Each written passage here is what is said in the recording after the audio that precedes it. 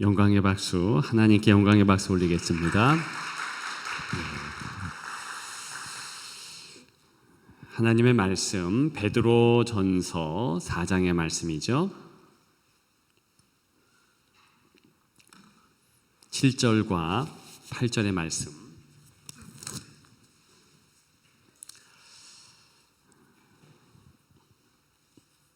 한 목소리로 다 같이 읽습니다. 만물의 마지막이 가까이 왔으니 그러므로 너희는 정신을 차리고 근신하여 기도하라. 무엇보다도 뜨겁게 서로 사랑할지니 사랑은 허다한 죄를 덮느니라. 아멘. 만물의 마지막이 가까이 왔다 그랬습니다. 지금이 1년의 마지막 계절이죠. 여러분들은 특별히 겨울이 오면 뭐 준비할 것이 별로 없죠. 저는 좀 있습니다. 이렇게 늦가을이 되고 겨울이 좀 오면 일단 저는 장갑이 어디 뒀나 그거 찾아요. 손 시려서. 제가 다른 분들보다 이게 좀 얼굴이 두껍지 않습니다. 농담인데. 그래서 조금 얼굴이 더 시려운 거 사실인 것 같아요.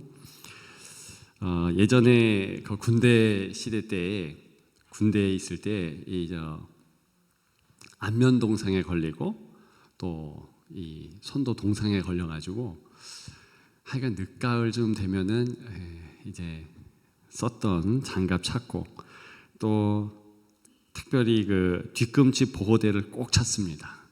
뒤꿈치가 다른 사람들은 안 갈라지고 그런데 저는 반드시 갈라져요. 약간 찬바람만 났다 그러면은 이렇게 갈라져서 이제 우리 교회 와가지고 선물 받은 것도 있고 또 저희 아내가 사준 것도 있고 그래서 이제 각종 뒤꿈치 보호 장비를 이렇게 이제 또 챙겨 놓습니다. 방한 옷도 챙기죠. 히말라야의 전설의 새가 있지요. 아침이 되면 집 지으리라 이런 새가 있습니다. 근데 실제로 있는 것이 아니고 저도 네팔 히말라야 지역에 가보았는데요. 바람 소리가 상당히 납니다. 뭐 이렇게 나무 부딪히는 소리가 나는데 그 사람들 언어로는 그게 금방 말씀드린 그런 절규로 들린대요. 아침이 되면 집 지으리라 뭐 이렇게. 이 새는요 이 히말라야 같은 곳에서는 이 밤과 낮에 그 온도 차이가 크죠. 그러니까 밤은 너무 추운 거예요. 그러니까 밤 되면 너무 추우니까 이제 집 지으리라 그러는데 아침이 되고 또 낮이 되면은요 그걸 까맣게 잊고 날씨는 좋으니까 이렇게 놀고 또 놀고 그래서 이제 밤이 오는 것도 모른다. 그래서 밤이 왔을 때 또 그와 같이 운다. 그래서 그 네팔의 히말라야에 사는 사람들은요, 그걸 교훈 삼아서 따뜻할 때 뭔 일을 하자, 뭐 이런 데지요. 자, 만물의 마지막이 가까웠다. 지금은 말세의 지말이라고 말하고 있습니다. 근데 여러분들이 진짜 지금이 말세인가 생각하고 사십니까? 사실은 그렇게 살아야 한다는 것이지요. 지금 말세일 수밖에 없다. 그런 성경에 근거한 단 한 가지 나누고 싶은 내용이 있는데요. 그것은 사람이요 신이 될 수 있고 하나님이 되고자 하는 것이죠. 일전에 신이 된 사람들이라는 책이 저에게 배달이 됐어요. 그것은 이단 대책 위원회에서 저에게 보내온 건데, 이때 신이 된 사람들이란 뜻은 이단의 교주들이에요. 교주. 그래서 지금 얼마나 많은 자기가 예수님급이다 이렇게 주장하는 사람들이 있는가, 그 통계도 보고 또 그 내용도 보고 그랬는데요. 그 이단들만 그런 것이 아니라 알게 모르게 말세지 아래 사는 모든 사람들은요, 신처럼 자기가 원하는 것 다 하고 싶어하고, 자기가 싫어하는 것은 절대 안 하고 그런다는 것이지요. 요즘에 가상세계 그런 이야기를 합니다. 어느 정도 그 가상세계가 발달했냐 하면 이렇게 고글 같은 것을 이렇게 끼고요.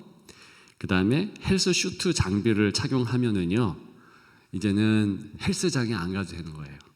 헬스클럽에 안 가고 그저 아무것도 쥐지 않았는데도 불구하고 이제 그 헬스 장비를 착용한 다음에 그 가상의 그런 기구들을 이용하면은요, 실제로 무게가 우리 근육에 부과된답니다. 놀랍죠? 그래서 이렇게 긴장하게 하고 실제 운동이 되게 하는 거예요. 놀이동산 가면 우리가 보통 바이킹 같은 거 타고 막 소리 지르잖아요.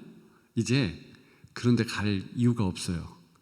얼마나 이 가상세계가 발달했냐면, 지금은 애플에서 한 400만 원쯤 이렇게 되고 있는데, 좀 지나면 훨씬 싸지는데, 그걸 끼면은요, 실제로 내가 바이킹 타고 있는 것으로, 그래가지고 소리를 꽥꽥 지를 수밖에 없고, 좀 된 영화죠. 레디 플레이어 원이라는 영화가 있습니다. 한번 잠깐 요거 요런 가상의 그 장갑 또 가글 뭐 이런 것들을 끼면은요, 정말 이제 우리들이 원하는 모든 것을 가상 세계에서 이룰 수 있습니다.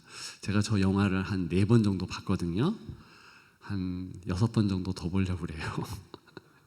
재미도 있지만 저런 영화를 제가 좋아합니다. 유치한 거.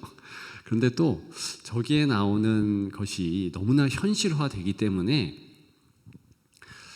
좀 연구 차원에서도 봐야 되겠다, 그런 생각이 듭니다. 여러분, 우리가 이 땅을 살아가면서요, 불편한 게 많아요. 근데 가상세계에 가면은요, 일단 불편한 게 아무것도 없어요. 내가 원하는 것대로 돼요. 일단 나는 남자인데 한번 여자로 살고 싶다. 가상세계에서 성을 그냥 클릭하면 됩니다. 내가 키가 한 170 정도 되는데 마음에 안 들어. 내가 2m 정도, 한 190 정도, 그리고 내가 좀 슬림한데 좀 더 체격이 있으면 좋겠다. 그러면 190에 이제 체형, 그리고 좀 우람한 그렇게 세팅을 하면은요, 내가 실제로 그렇게 돼가지고 체구가 좋은 사람이 느끼는 그런 거 있잖아요. 뭐 이렇게 좀 이제 포만감이라든가 뭔가 이렇게 거구들이 움직일 때 좀 힘들잖아요. 그런 게 똑같이 느낀다는 거죠. 그리고 남자인데도 불구하고 여자로 택했을 때 여자들이 갖는 그 감성 있죠. 이런 것들도 전달이 된다는 것이죠. 왜 가상세계를 찾겠습니까? 이 땅에 내가 원하지 않지만 어쩔 수 없이 주어진 것들이 많거든요. 그런 것들을 그냥 감수하며 살아가는 것인데, 이제 그런 필요 없다는 것이죠. 그래서 가상세계는 별천지라, 아마도 매트릭스 같은 영화에 우리가 실제로 뭐 완전히 그와 같지는 않지만, 우리가 누워가지고 한 하루 중에 6, 7시간은 또 그런 식으로 가상 세계에 갇혀서 살 수 있을 수 있다. 근데요, 많은 미래학자들이 이구동성으로 반드시 그렇게 된다고 얘기해요. 저는 그게 언제쯤 될까 이렇게 생각합니다만 곧 그렇게 된대요. 느낌은 없지만 곧 그렇게 되죠. 수요일날 말씀드렸죠. 얼만큼 이 기술 기기들이 발전이 되었는가. 전에 오셨던 김동주 교수님이 저에게 그 드라이브를 시키면서 반자동 주행 차를 이제 시승시켰잖아요. 근데 지금은요, 이렇게 반자동으로 가면서 손을 그 운전대에서 떼면 막 이제 사이렌이 울리고 막 그렇습니다. 근데요, 앞으로는요, 특별히 고속도로 같은 데는요, 손을 올리면 삑삑거려요. 사람이 운전하면 불법이에요. 그런 시대가 곧 옵니다. 그러니까 이게 변하면서 기술이 발전하면서 사람이요, 자기가 원하는 것을 마음껏 그렇게 하는 때가 곧 오는데, 근데 지금도요, 실은 우리가 원하는 거, 싫은 거, 이게 정확하지요? 그래서 원하는 것만 하고 싫은 것은 안 하고 그렇게 합니다.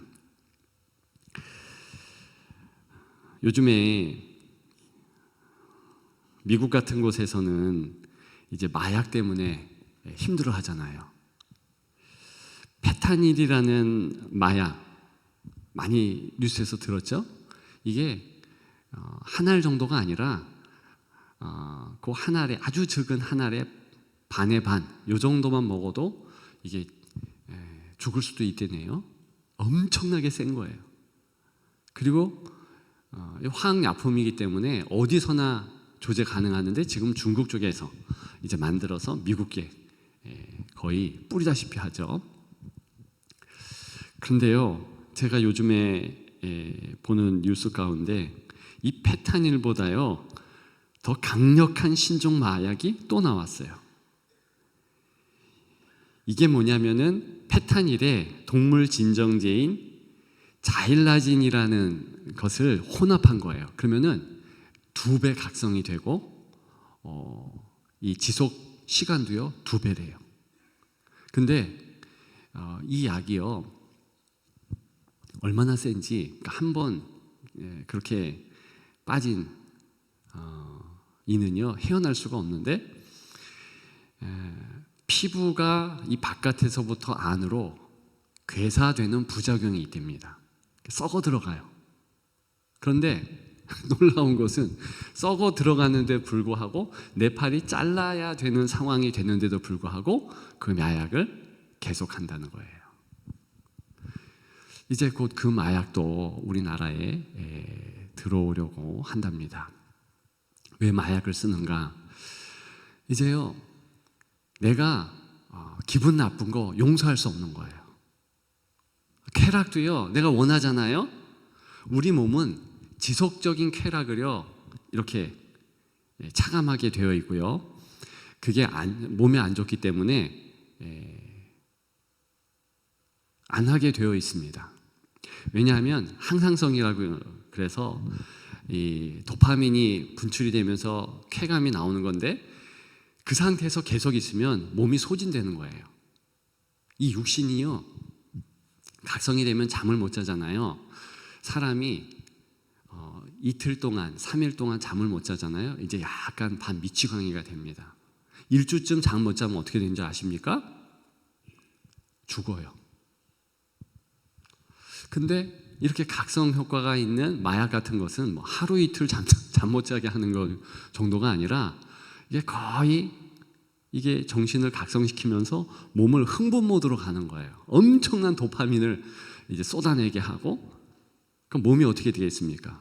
견디지 못하니까 몸 스스로가 망가져 버리는 거예요.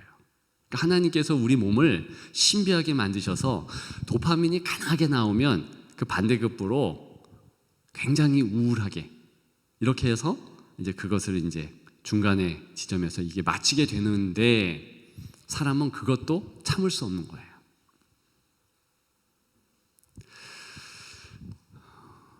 만물의 마지막의 특징은 특별히 무엇인가? 선과 악을요 구와 같은 개념으로 정돈합니다.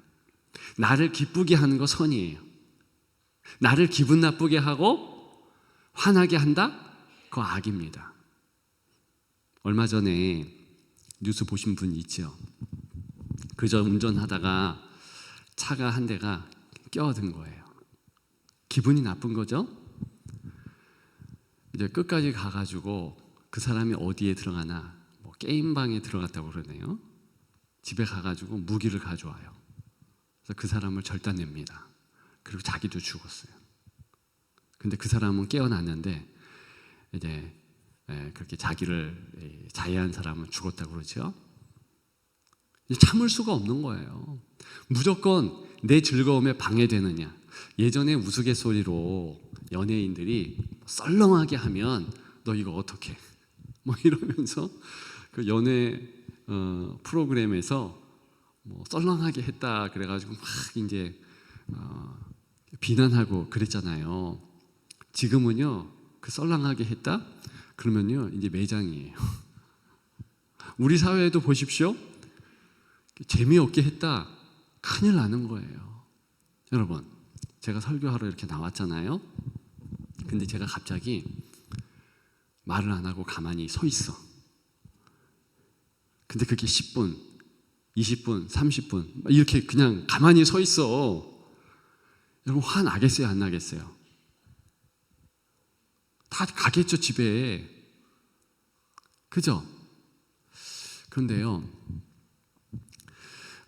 우리나라 초대교회사에 보게 되면 김교신이라는 목사님은요 이렇게 설교하러 나왔다가 하나님이 입을 막아버린 거예요.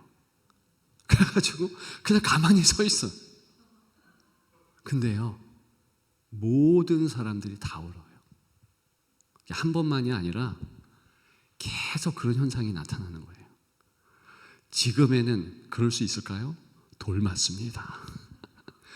재미없게만 해도요 얼마나 설교 못한다고 막 그러는데요. 근데 이게 왜 이렇게 될까? 조금 시대가 지나가면은요 뭐 시대까지는 아니죠. 이제 몇 년 가지 않아서 재미없는 것은 죄악이고 그리고 사람들이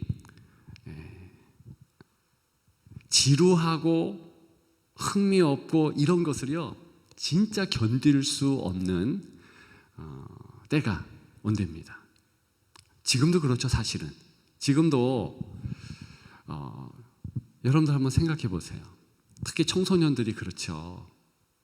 지루하고 재미없는 것들을 견딜 수가 없어요. 근데 사실은 지루하고 견딜 수 없을 때 창조력은 배가 된답니다.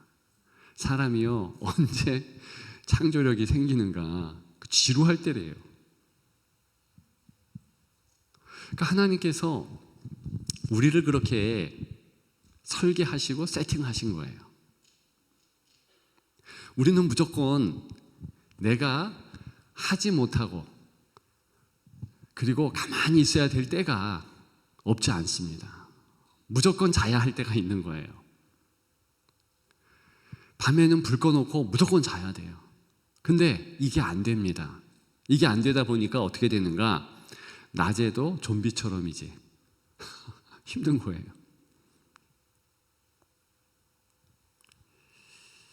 자,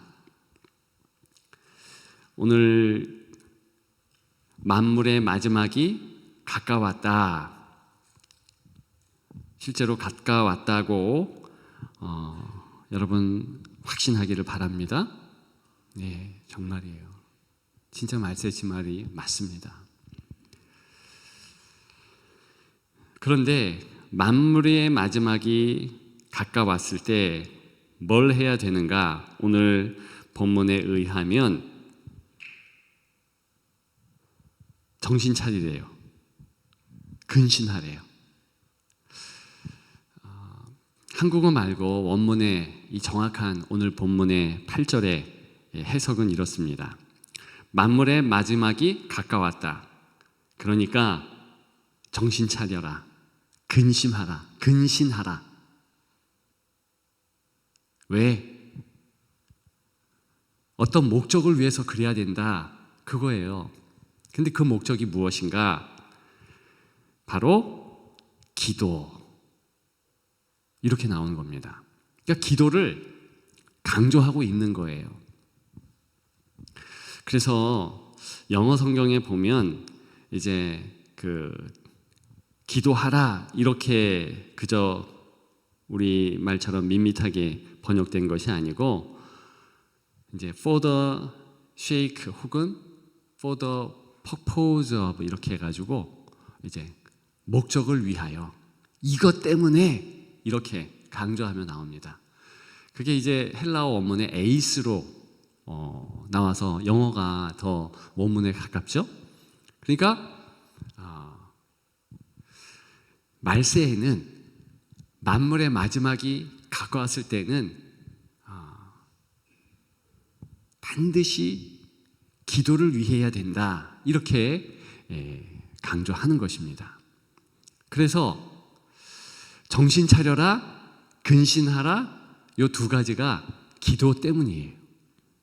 그러니까 말세 때에 만물의 마지막에 가까웠을 때 반드시 해야 하는 단 한 가지 행동이 있는데 그게 기도라는 것입니다.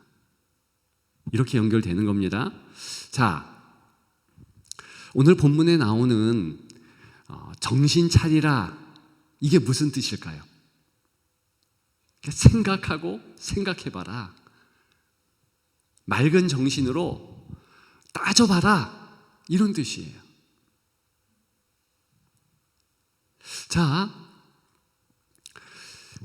그 다음에 근신하라는 이야기는 어떤 뜻입니까? 이것은요, 하던 일 그대로 멈춰. 이 뜻이에요.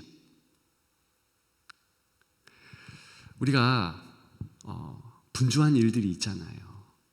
나름 바쁘잖아요.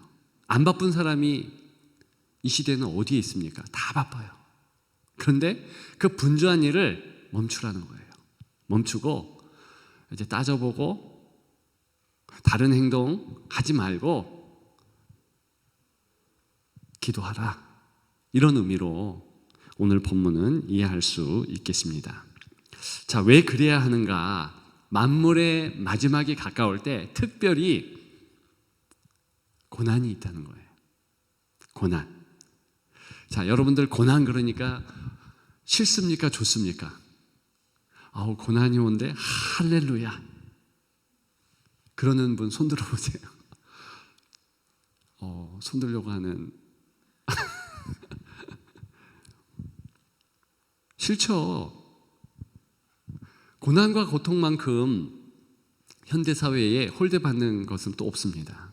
성도라 할지라도 그 정말 싫어요. 그런데 말세에는 이 고난이 있을 수밖에 없어요.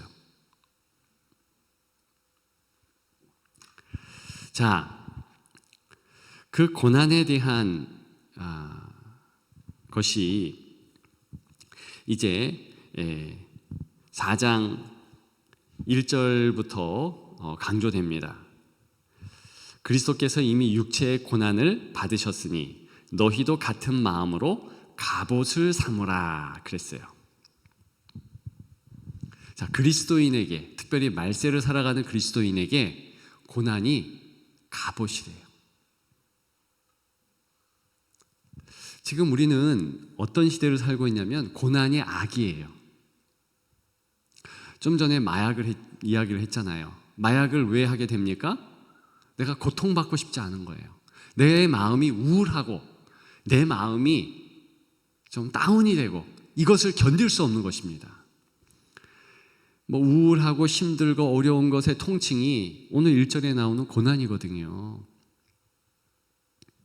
근데 그리스도인에게는 이 고난을 그런 식으로 생각하지 말라, 악으로 생각하지 말라, 그거예요.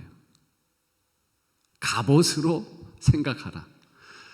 저와 여러분들이 말세를 살아가면서 만물의 마지막을 살아가는 이 시대에는 우리를 위한 하나님이 갑옷을 하나씩 주는데 그게 뭐래요? 고난이라는 거예요. 자, 저는 이제 그 성경을 보면서 특히 이제 뭐 고난의 문제, 뭐 어떤 주제가 있으면 처음부터 생각해 봅니다. 자, 최초의 인생 아담과 하와에게 어떤 고난이 있었을까요? 특별히 하와에게는 고난 한 가지가 도드라지게 커지고 있습니다. 그게 뭐냐면 선악을 알게 하는 나무의 실과를 못 먹는 거. 그거 생각하면 우울하거든요.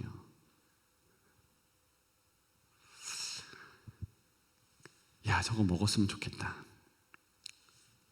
여러분, 이게 별거 아닌 것 같지만 사실은 먹고 싶은데 먹지 못하는 심정, 이거 꼭 해야 되는데 하지 못하는 거, 여러분 진짜 더 하고 싶지 않아요? 특히 청소년기에는 더 그렇죠. 부모가 너 이거 절대 하지 마 그러면은 그거 절대 하고 싶어. 계속 맴돕니다. 하와의 지경이 그런 거예요. 아, 이거 왜 먹지 말아야 돼? 한번 생각해 보세요. 하와에게 있어서는요, 다 만족스럽습니다. 에덴 동산이에요. 그런데 단 한 가지, 그 선악과 못 먹는 거, 이게 점점 힘들어지는 거죠. 그러면서 어느 순간, 물론 사탄이 그런 생각들을 이제 하게끔 동기유발을 했죠. 근데 그거 못 먹는 게 악으로 생각되는 거예요. 아, 이거 왜 못 먹어? 내가 원하는데. 그냥 먹으면 되지. 먹는 게 선이지. 나를 기쁘게 하는 거 괜찮지. 여러분, 사단이 뭐라고 그랬냐면 너 하나님처럼 돼, 이렇게 꼬셨습니다. 근데 그거 먹어야 하나님처럼 되는 것이 아니라 그거 안 먹어도 하나님처럼 살고 있었어요. 그렇잖아요. 다 할 수 있는데. 근데 창조자와 피조물의 차이는 단 한 가지, 하나님이 하나님 되는 것을 알고자, 또 피조물 된 것을 깨닫고자 하나님께서 그거 하지 마. 사실은 그거 괜찮았잖아요. 그거 먹어서 하나님처럼 되는 것이 아니라 그거 안 먹어도 하나님처럼 된 거예요. 하나님의 형상을 따라 창조되었는데 뭐. 다스릴 수 있고, 그리고 무엇이든 할 수 있는 자유의지가 있다? 이게 하나님의 형상대로 창조된 겁니다.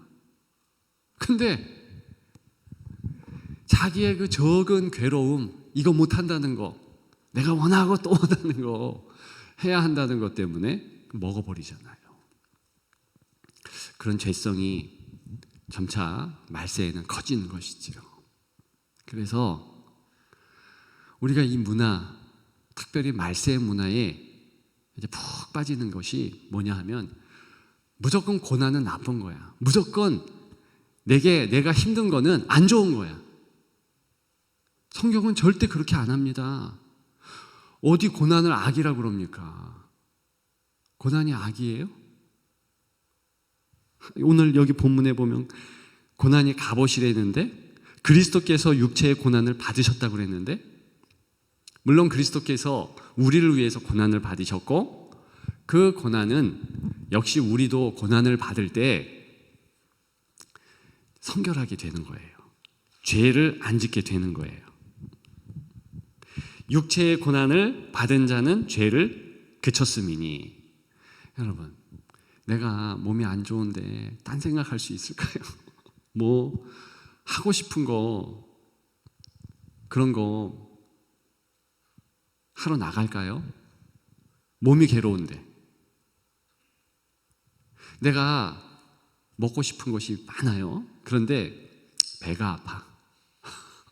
배가 아파. 그러면 그거 먹고 싶은 거 먹을 수 있습니까? 못 먹어요. 절제할 수밖에 없어요. 그래서 사람들이 재미삼아 그런 얘기도 하죠. 언제 제일 건강한가? 병원에 입원하면 제일 건강해진대. 병원에서 주는 밥, 그 영양식 먹잖아요. 되게 먹기 싫은 거. 근데 희한하게 그럴 때 몸은 건강해지는 거예요. 회복되는 것이죠. 우리가 먹고 싶은 거 혹시 오늘 이제 끝나고 돌아가서 치킨 사 드실 건가요? 그게 제일 나쁘다며요. 근데 희한하게 먹고 싶어. 그것만 안 먹어도 더 건강해진다며요. 그거 먹고 다이어트 한다고요. 그런 식으로 우리가 절제하지 못하는데, 그러니까 몸에 고난이 있을 때, 그럴 때 이제 죄를 그쳤다. 그래서 고난이 갑옷이다. 그러니까 필요하다. 특히 하나님께서 선용하시며 때에 따라서는 허락하심으로 어떤 목사님 말처럼 고난이 선물이다. 그러니까 고난에 대하여서 우리가 두려운 마음을 갖지 마십시다. 그러니까 말세지 말에 고난에 대한 아주 선명한 두려움이 있어요. 사람들이요 절대 아픈 거, 늙는 거, 뭐 이런 조짐만 보여도요 두려워 떠는 거예요. 그래서 될 수 있으면 이제 고난이 얼씬 못하도록 젊음도 유지한다고 뭐 그렇게 변장을 하지요. 근데 사람에게는 당연히 고난이 오죠. 자, 우리가 바르게 살려고 하나님의 뜻대로 살려고 하면은 반드시 이 어려움이 온다. 자, 4절입니다. 이러므로 너희가 그들과 함께 그런 극한 방탕에 다름질하지 아니하나 하는 것을 그들이 이상히 여겨 비방하나. 그러니까 그냥 그리스도 은혜 안에서 그냥 교회 열심히 다니면서 세상 방식대로 나 안 살아. 그렇게 하면 반드시 비방이 있대요. 어려움이 있대요. 그게 광의적인 또 한 가지의 고난이에요.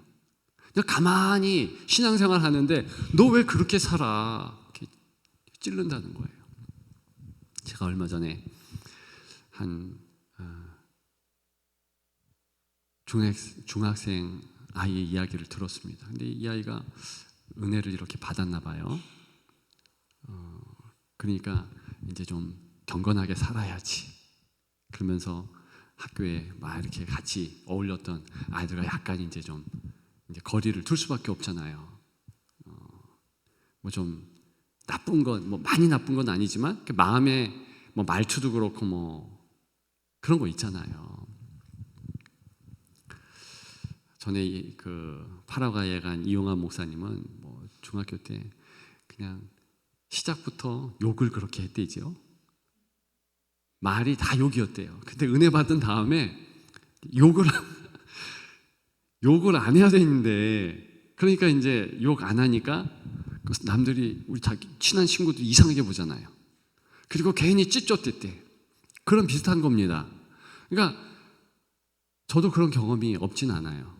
그러니까 그런 식으로 학교에 가가지고 뭔가 이제 점잖게 살려고 하니까 너 왜 이래? 우리한테 삐졌어? 뭐 이러면서 이제 힘들게 하는 거죠. 근데 그런 게 당연하다는 거예요. 아이만 그러는 것이 아니라 어른들에게도 그럴 개연성이 크다는 겁니다. 그러니까 영이 다른 거예요. 영이 다른 거. 그냥 바르게 살려고 하면 이상하게 찍접대고 힘들게 하고 어렵게 해요. 근데 그런 게 있을 때 오늘 베드로전서 4장에 의거하면 이상히 여기지 말라는 거예요. 그거 당연하다. 다시 얘기해서 그리스도인은 그런 고난도 감수해야 한다는 것이죠.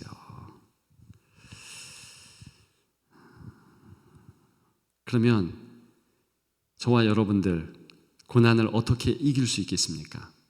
바로 고난을 이길 수 있는 비법 한 가지, 아니 유일한 한 가지가 기도라는 거예요. 만물의 마지막에 가까웠으니 너 따져봐라, 근신해라, 기도를 위해서. 자, 우리가 이게 고난 가운데 내가 지금 힘들고 어려운 거 그것 가지고서 혼자 끙끙대는 것이 아니라 십자가 그늘로 나가라는 것이지요. 기도하라는 거예요. 그래서 하나님 앞에 나아가는 것, 그것 자체가 만물의 마지막에 가까운 때에 승리하는 비결이라는 것입니다. 말세지말에 이길 수 있는 유일한 방법이라는 것입니다. 믿으면 아멘. 예, 그래요.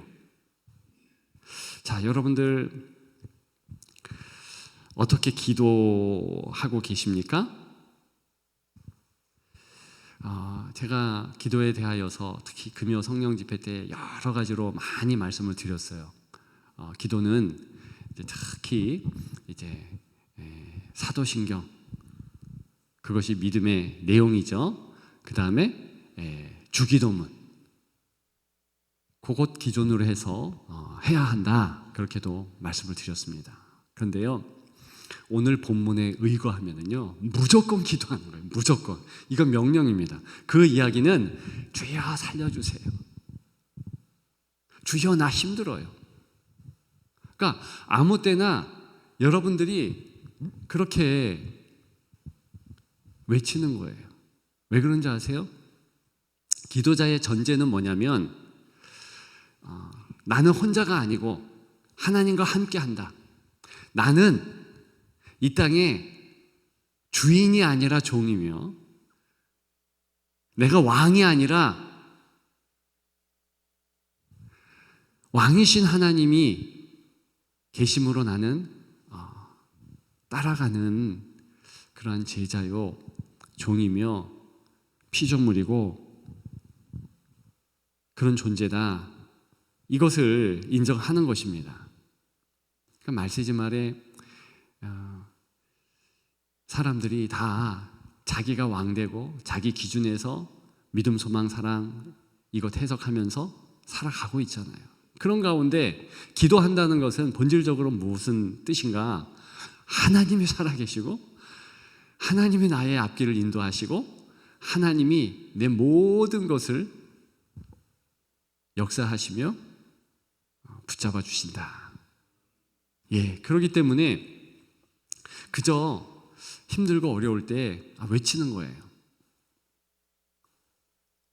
형식 구애받지 말고 때, 장소 구애받지 말고 그렇게 하라는 거예요.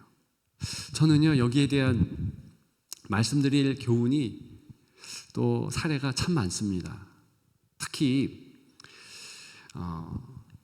선교 여행을 가면 반드시 그런 때가 와요. 하나님 앞에 주여 도와주세요. 주님이 풀어주지 않으면 안 됩니다. 이런. 제가 얼마 전이 아니네요. 벌써 좀 시간이 됐네요. 파라과이에 갔다 왔잖아요. 아니나 다를까 이제 급한 기도를 하지 않으면 안 될 상황이 오더라고요. 그 이전에도 하여간 제가 선교 여행만 나갔다 하면 희한한 일들이 많아요. 근데 이번에도 이제 나갔는데 어느 곳 통과하려는데 코로나 그거 증빙 서류, 제가 코로나 한 번만, 두 번 맞았나? 근데 이제 4차까지 맞아야 되는데 안 맞았고, 또 이제 예방해야 되는 말라리아 그것도 깜빡했죠. 파라과이 자체에만 들어가는 것은 상관없는데 브라질 갔다 파라과이 들어가면 이게 반드시 말라리아 그 예방 접촉 그 증이 있어야 되더구만요. 그게 없어가지고 이제 비행기를 탈 수가 없는 거예요. 그리고 꼼짝 못 해야 되는 거예요. 움직일 수가 없는 거예요. 어떡합니까? 기도하는 거죠. 하나님 도와주세요. 근데요, 이상한 확신이 있는 거예요. 하나님이 해결해 주셔. 왜? 과거에 그렇게 하셨으니까. 여러분, 그저 힘들고 어려울 때, 고난이 있을 때 빨리 말세지마를 살아가는 비결, 기도로 나아가는 거예요.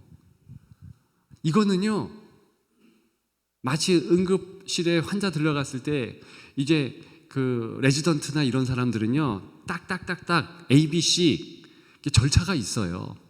눈을 이렇게 해보고 이렇게. 성도는요, 힘들고 어렵고 응급할 때 반드시 외치는 거예요. 주여 도와주세요. 내가 힘듭니다. 놀라운 것은요, 이번에도 그렇게 하나님께서 해결하시고, 제가 그걸 보면서 야, 역시 우리 하나님. 근데 그 전에도 뭐 그와 같은 일들이 너무 많아가지고, 뭐 공항에 갔는데 여권을 안 가져왔고, 여권 만료된 거, 비자 안 한 거 다 하나님이 해결하시더라고요. 현지에 가가지고 뭐 수없이 제가 다치기도 했잖아요. 막 여기에 전에 한번 말씀을 드렸죠. 벌떼한테 그냥 물려가지고 또 밀림에서 이렇게 부었는데 그것도 싹 고쳐주시고. 일부러 그런 어려움을 뭐 와라 하는 것은 아니지만 우리가 살아가면서 고난이 있다니까요. 근데 고난이 왜 갑옷인 줄 아세요? 우리를 경건하게 하는데, 여러분, 경건이란 게 뭐예요?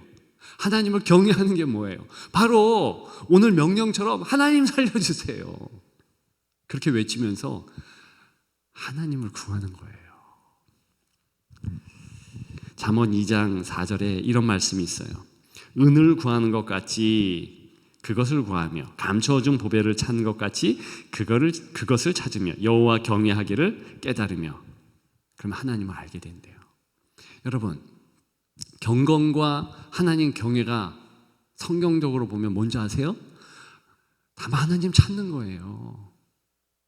여러분, 돈 벌어 보셨잖아요. 100만 원을 또 200만 원을 벌어야 될 사람들은요, 그 마음을 다해서 돈 법니다. 요즘에 청소년 아이들도요, 내가 여기 뭘 사기 위해서, 어디 여행 가기 위해서 이거 벌어야 돼. 진짜 알바 2번 뛰고 3번 뛰고 이러면서 돈을 벌더라고요.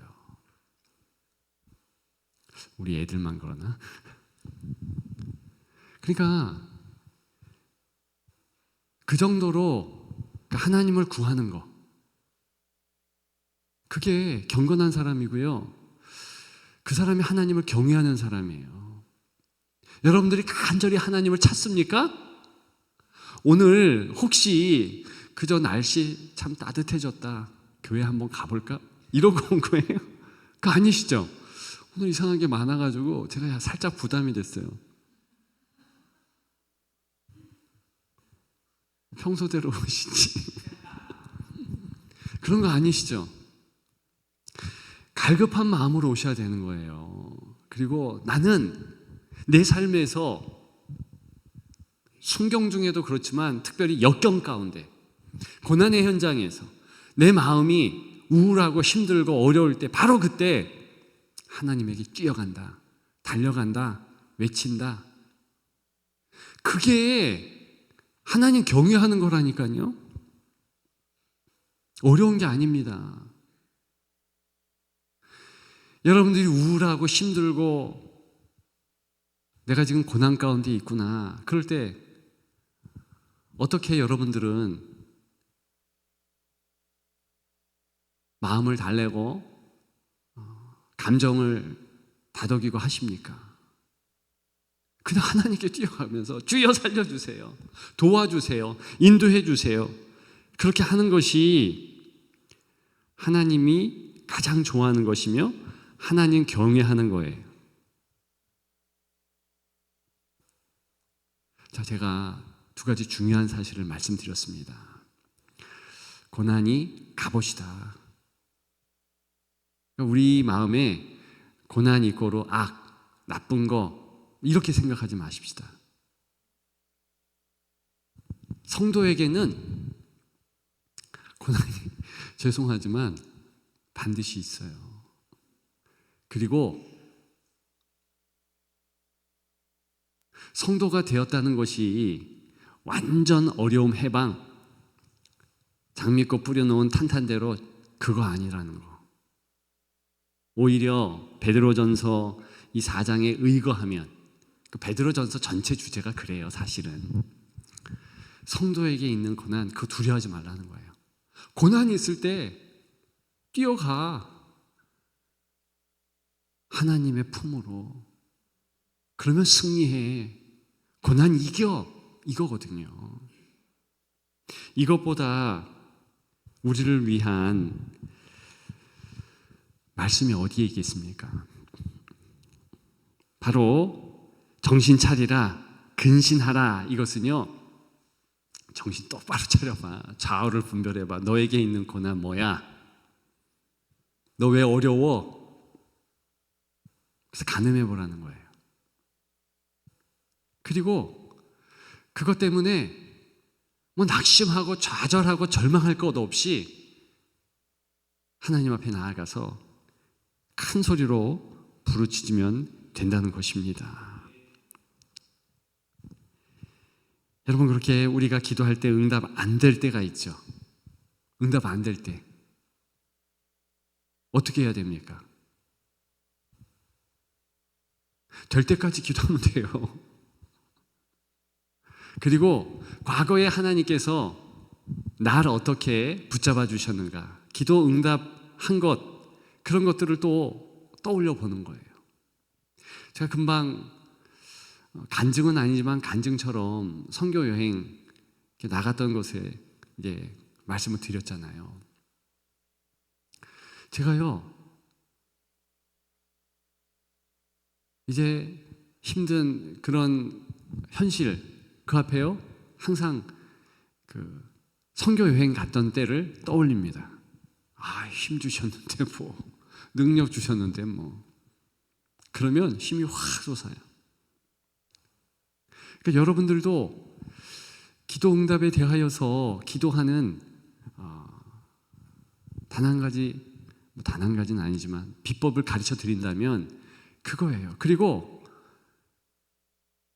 계속 기도하는 거예요.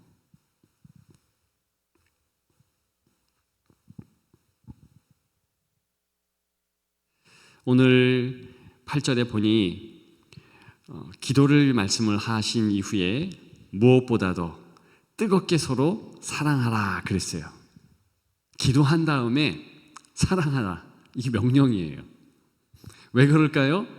자, 기도해서 하나님이 내 삶의 주인이다, 그 겸손하게 무릎 꿇는 것이 기도함이에요. 그렇다면 또 한 가지 하나님께서 주문을 하세요. 너 사랑해. 그러면 이것은요, 우리를 살리려는 명령이라고 마음에 새기고 그저 사랑하면 돼요. 내 마음에 안 들어도 사랑을 실천하십시오. 그러면 우리가 해결해서 문제가 풀리는 게 아니라 하나님이 해결해 주신다는 겁니다. 이게 말세를 살아가는 성도의 지혜예요. 오늘 제목이 기도 특심입니다. 여러분, 특심이라는 말이 좀 생소하시죠? 원래는 열왕기상 19장 10절에 보게 되면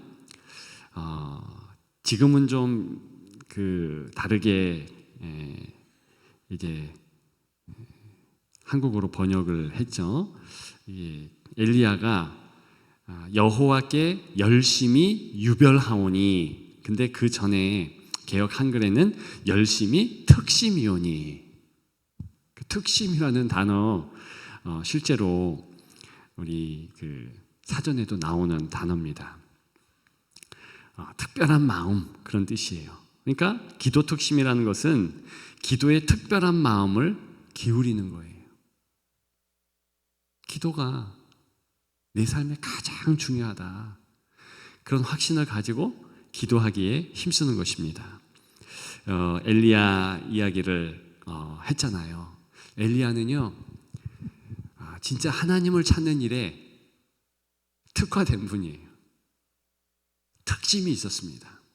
그런데요, 이제 힘들어지니까 이제 도망가기도 했습니다. 도망가면서요, 하나님께 기도를 하는데요, 하나님, 나 혼자예요. 하나님, 나 혼자예요. 저는 엘리야를 생각해 보면 엘리야의 850명 이방 그 신을 섬기는 바알과 아세라 그 이방 선지자들과의 싸움이 생각나고, 그리고 승리가 생각나는 거 맞지만 그것보다도 더 크게 생각나는 것이 바로 이긴 이후에 그의 행동입니다. 이긴 다음에 낙심이 온 거예요.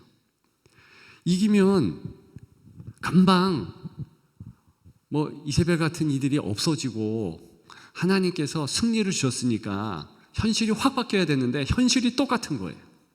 어떻게 했는가? 도망갔어요. 그런데 저는 교훈이 여기에 있다고 봅니다. 도망가면서 뭐 했는가? 기도했다니까요. 하나님께 부르짖었어요. 근데 이 부르짖는 모습 보세요. 사실이 아니거든요. 하나님, 나 혼자뿐입니다. 그랬더니 하나님이 어떻게 응답 주셨는가? 너 혼자 아니거든. 바알에게 절하지 않은 7,000명이 있거든. 너를 위해서 기도하거든. 그 뜻이에요. 그걸 깨닫게 하셔요. 자, 우리가 급할 때 하나님께 틀린 내용을 이야기해도 상관없습니다. 그저 하나님, 나는 힘들어요. 하나님, 나 어려워요. 도와주세요. 그러면 그 틀린 내용 가지고 하나님 뭐라 그러는 것이 아니라 그것으로 이제 사실로 정정해 주시면서 우리에게 새 힘을 부어주세요. 요나를 보십시오. 요나가 니느웨 성에 가가지고 외쳐서 이 니느웨가 완전히 이제 새롭게 됐잖아요. 근데 그 성은 원수들이 사는 곳이거든요. 요나에겐 그랬습니다. 이스라엘 사람들에게 그랬죠. 그러면서 이제 확 짜증이 나는 거예요. 그러면서 이제 하나님 앞에 이제 죽여주세요, 이런 마음을 갖습니다. 그러면서 더 특별히 달려드는 것이 하나님이 요나를 위해서 박넝쿨을 이렇게 이제 그늘지게 이제 하룻밤 사이에 자라게 하고 아주 뜨거운 중동의 태양을 피할 수 있도록 그렇게 하셨는데, 그게 갑자기 이제 남풍 좀 불어가지고 얘가 시들어버린 거예요. 동풍인지 남풍인지 어쨌든 사막 바람이 불어가지고 시들어버린 거야. 그랬더니 하나님 앞에 대듭니다. 주여, 죽여주세요. 난 죽는 게 낫습니다. 여러분, 이게 기도입니까? 기도 아닙니까? 기도예요. 기도예요. 특히 말세지 말에 필요한 기도예요. 그랬더니 하나님께서 이제 하나님의 마음을 얘기하시고, 사실은 그 이후에 하나님과의 교제는 성경에 기록되지 않았지만 우리가 상상할 수 있습니다. 하나님이 다독이시고 크게 요나를 계속 쓰셨다. 이게 이제 전승에 나오는 내용이죠. 아무튼 저와 여러분들이 이제 살아가면서 어떻게 하면 되는가? 그들처럼 그냥 기도하면 돼요. 뭐 따질 것도 없어요. 내가 힘든 거 힘듭니다. 도와주세요. 왜냐? 말세지 말에 살아갈 수 있는 방법이 기도하고 사랑하는 거라면, 그리고 그 두 가지 행하면 하나님이 약속하셨으니까 행동하는 거죠. 우리는 우리 마음이 감동되어 가지고 우리가 깨달아서 그렇게 해서 행동하는 것이 아니고 하나님의 말씀에 의거해서 말씀 떨어졌으면 행하면 되는 거예요. 그래서 기도하고 사랑하자. 내가 싫어도 따라해 보십시다. 기도하고 사랑하자. 그게 바로 기도 특심이라는 겁니다. 예. 오늘 기왕 우리가 기도하러 이제 왔으면 시간 허비하지 마십시다. 어느 때는 밤새워 기도하는 것도 중요하지만 근데 짧은 시간에 함께 마음을 다해서 기도하는 것도 훈련이고 중요합니다. 30분 정도 이제 기도하려고 하는데 말씀드렸죠? 기도하면서 꼭 여러분들이 가지고 있는 고난에 대한 정의를 이제 좀 바꾸십시오. 선물이다. 그리고 이걸 통해서 더 하나님 앞에 가까이 나아간다. 그리고 여러분들이 지금 가늠할 수 있는 힘들고 어려운 것들을 그대로 오늘 이렇게 좀 하나님 앞에 내어놓으십시오. 하나님, 나 이거 힘들어요. 이거 해결해 주세요. 이것도 가능합니다. 안 그러면 나 죽고 싶어요. 연하식 기도. 그죠? 괜찮습니다. 기도하는 것이 중요하죠.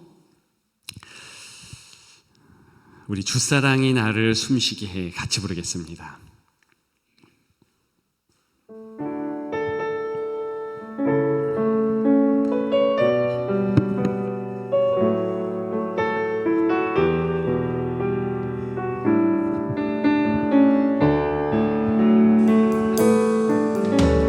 주사랑이 나를 숨쉬게 해 세상 그 어떤 어려움 속에도 주 은혜로 나를 돌보시며 세상 끝날까지 지켜주시네. 자, 잠깐만요. 여기 이제 기도할 수 있도록 뒤에 불도 이렇게 꺼주시는데 저는 아까 우리 찬양팀이 찬양할 때 이 가사에 참 은혜를 받았습니다. 오늘 말씀과 연결이 되죠. 근데 그것보다 더 중요한 것은요, 실제 그래요. 내가 세상 끝날까지 너와 함께한다. 약속이 우리에게 있습니다. 우리 주님의 약속이에요. 세상 끝날까지 지켜주시네. 아멘. 주사랑이 나를 숨쉬게 해 세상 그 어떤 어려움 속에도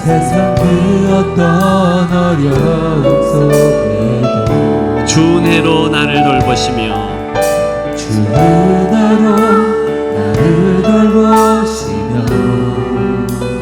세상 끝날까지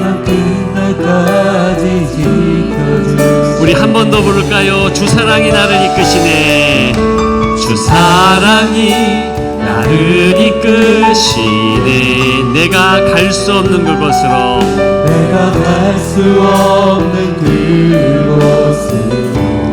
주의 사랑 나를 붙드시며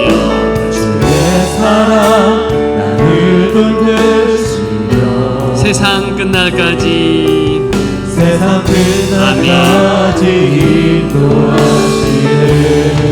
주님만이 내 아픔 하시며 주님만이 내 맘 어루만지네. 어느 누구도 나를 향하시 주님의 사랑을 누릴 수 없네. 아멘.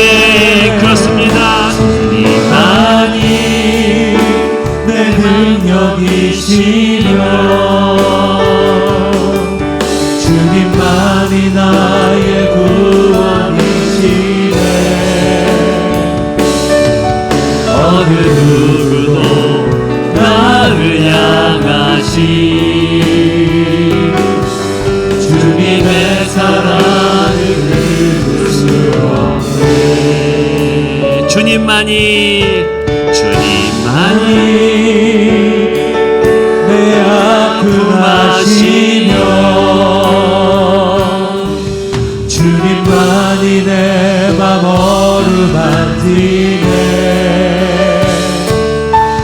어느 누구도 나를 향하시 주님의 사랑을 끊을 수 없네. 주님만이 내 능력이시며 아멘. 주님만이 나의 구원이시네. 어느 누구도 나를 향하시 주님의 사랑을 끊을 수 없네. 나 무엇과도 주님을 바꾸지 다른 어떤 은혜 구하지 않으리. 오직 주님만이 내 삶의 도움이시니 주의 얼굴 보기 원합니다. 아멘. 주님 사랑해요. 주님 사랑해요.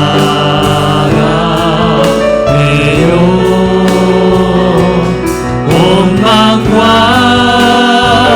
정성 다해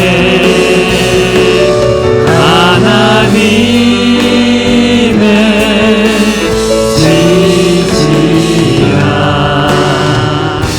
친구 되길 원합니다. 우리 한 번 더 고백하려고 하는데요. 저와 여러분들이 정말 전심으로 이 시간에 주님을 갈구하고 있습니까? 저 주님 아니면 안 돼요. 주님이 저의 모든 것입니다. 인도해 주세요. 다른 것보다도 주의 얼굴 보기 원합니다. 정말 진정으로 그 마음으로 하나님 앞에 찬양하기를 원하지 않습니까? 우리 한 번 더 그런 마음으로 고백했으면 좋겠습니다. 나 무엇과도 주님을 바꾸지 다른 어떤 은혜 구하지 않으니 다른 어떤 은혜 구하지 않으리. 오직 주님만이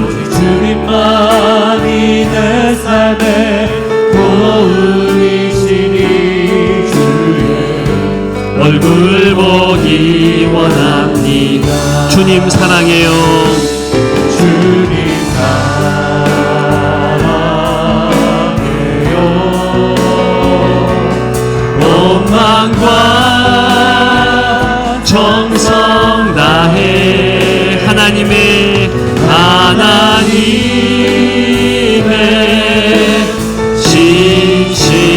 신실한 친구 되기 원합니다. 우리 시간에 통성으로 기도했으면 좋겠습니다. 우리 말씀을 생각하면서 하나님, 내가 먼저 기도하게 도와주옵소서. 다른 방편 찾는 것이 아니라 기도 특심하며 온전히 주님을 찾을 수 있는 기도의 마음, 그런 마음 허락하옵소서. 우리 주여 한번 부르고 간절하게 기도하겠습니다. 주여, 하나님 아버지 인도하여 주시옵소서.